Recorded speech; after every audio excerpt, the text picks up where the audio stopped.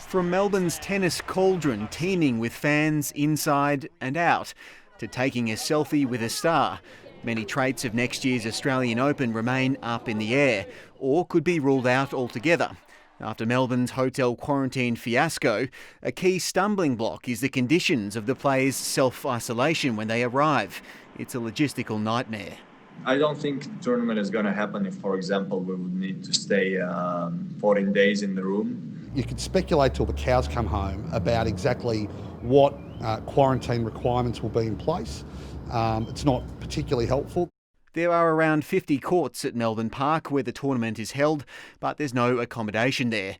So players and their coaches would need to be driven between a quarantine hotel and the courts in order to train. The tennis community is desperate for a safe Australian Open after a brutal 2020. Wimbledon was canned, but two other famous cities did manage to host Grand Slams in a pandemic, albeit in different fashion.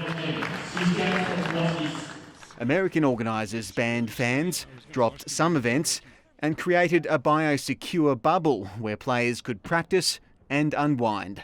It was a more open affair in Paris, where some spectators were allowed. And while players had to stay in official hotels, their movement off-site wasn't restricted.